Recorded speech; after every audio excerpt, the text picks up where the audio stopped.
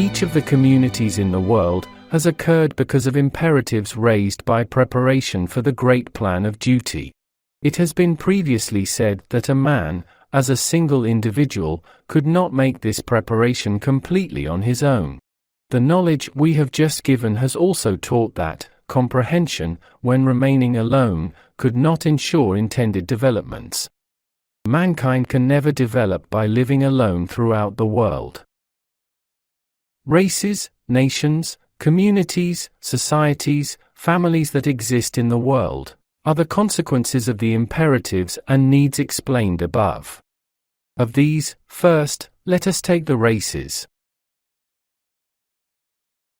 According to the world's social, natural, and geographical conditions, certain differentiations and groupings in human structures and comprehensions have occurred through the approval and influence of sublime beings in duty, in accordance with necessities that have come filtered through the unitary.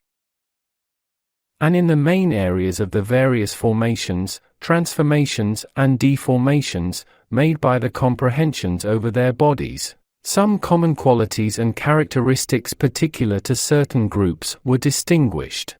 Comprehensions gathered within such groups carry the somatic and psychic, both are one and the same, but are concepts belonging to various manifestations of the body, peculiarities of that group, and they lead to the phenomenon of race.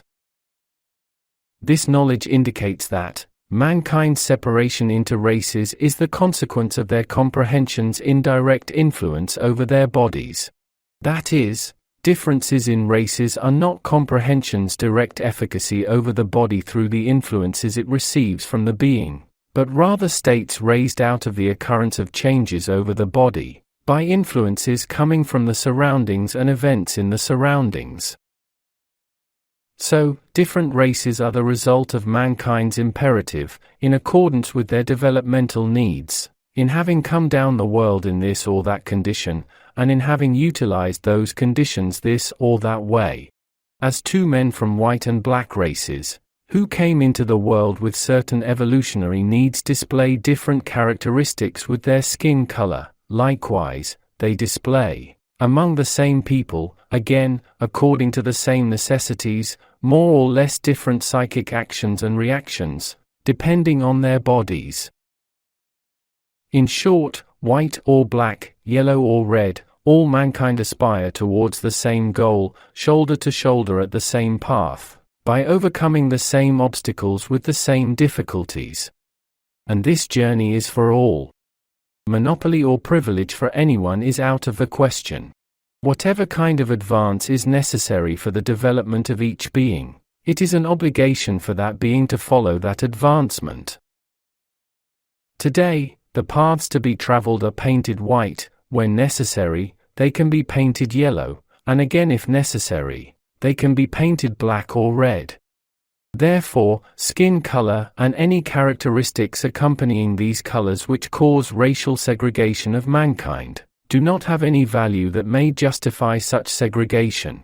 These are simple materials in part of the transitory developmental vehicles that need to be used on the paths to be traveled, and the necessities of the imperative of the mass advancement on the path of preparing for the duty. By this imperative, more comprehending and systematic communities occur as a consequence of these developments. And at the head of these comes the community of the nation or the state.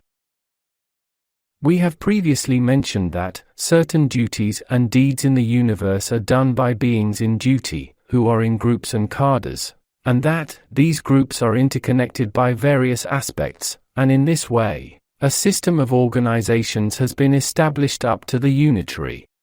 These systems that ensure the execution of plans of duty, in accordance with the principles of the universe, take very important roles in the developmental and evolutionary plans of all beings.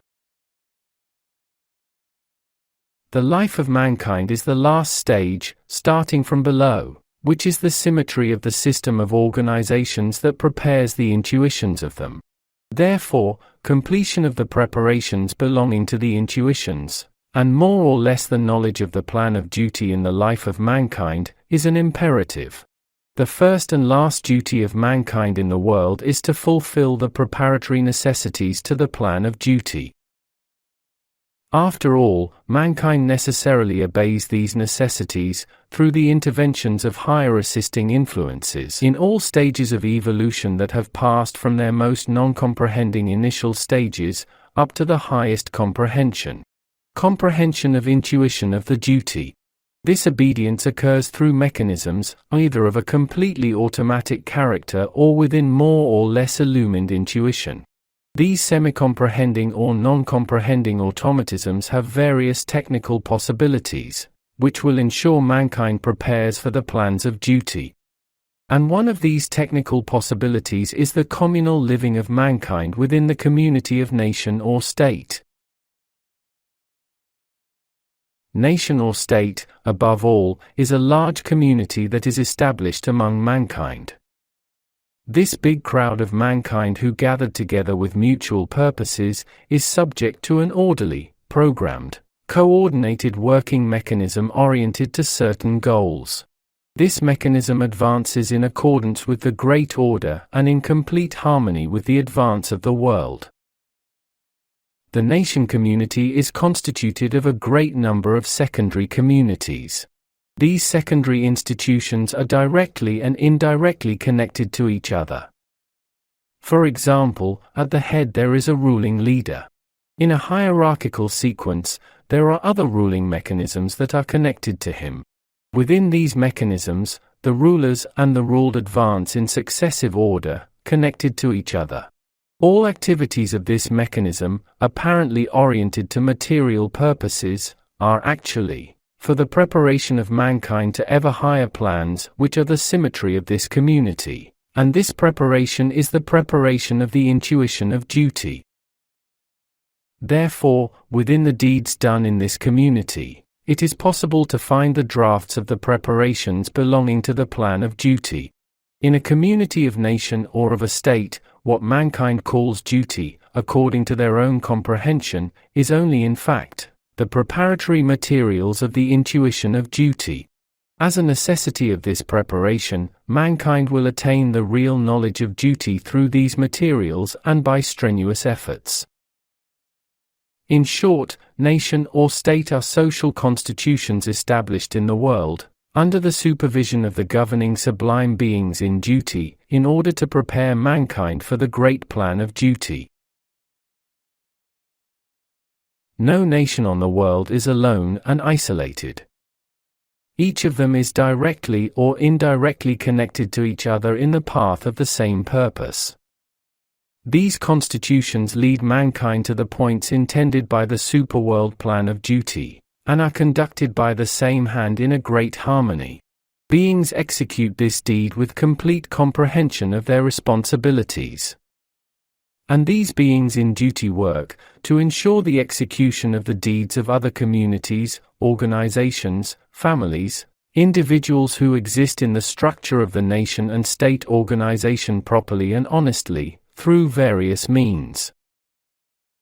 Contradictory activities that have emerged, in any part or individual constituting this community, depending on its location and significance, may cause more or less intense shocks in the whole community. So, the groups that have evolved within the community constitute communities separate from those communities.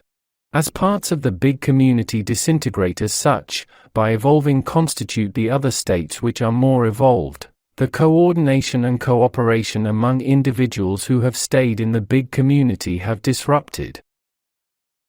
Individuals can no longer follow the mutual goals and necessities of that community. The structure of that nation or state starts to collapse or degenerate, and individuals aspire to work, not for the community but for themselves.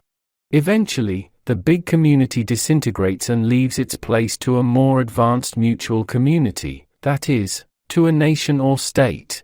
This situation is the necessity of the evolution and harmony of the order of the world.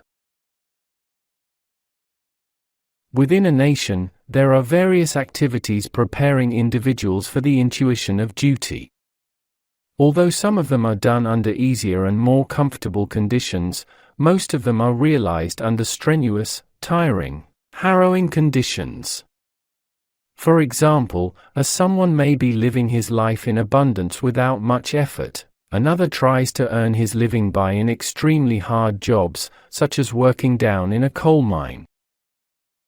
As one person considers himself almost free of feelings of responsibility, another may feel the pressure of heavy responsibility. Some become rulers, others drift among the ruled. All of these are but different kinds of lifestyles existing among the natural functions of a state or nation organization, and preparing mankind for the intuition of duty from a different angle and through various applications. Among them are school life, business life, office life, army life, social life, public service life, political life, family life, etc. However, beyond their apparently material goals and worries, such a great mutual purpose is inherent that it prepares all individuals within the community one by one, through these complicated and hard ways, to a superior intuition, to an intuition of knowledge of duty. Therefore, the community of nations expects, without exception, from each of its individuals to do his duty, which is his lot, with total devotion and goodwill, by reconciling his actions with his duties for the great community of mankind, without falling into earthly cravings. As the individuals of that nation do this, they benefit from the great blessings of the purposes aimed by the community.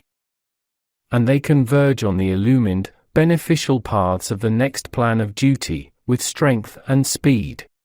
On the other hand, if the individuals of nation fall into selfishness, and aim only for their personal interests and work selfishly on the expense of others, they miss the opportunity of acquiring higher gains, above all, of embodying within that nation. And because of this, they come face to face with the imperative of leaving the world in frustration, needing some new and suffering embodiments, because they have connected with their earthly cravings and remain at the lower levels of their equilibrium of conscience. The reason for this is that, with their states connected to the lower levels of conscience, it is impossible for them to converge on the plans of duty. We repeat.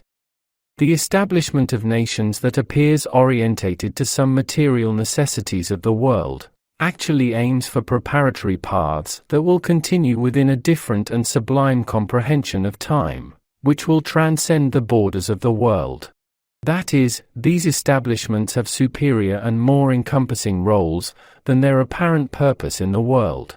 Therefore, neglecting the real goal by aligning with these material sides that appear as necessities of worldly life, decelerates the tempo of advance of the conscience mechanism and delays overall development.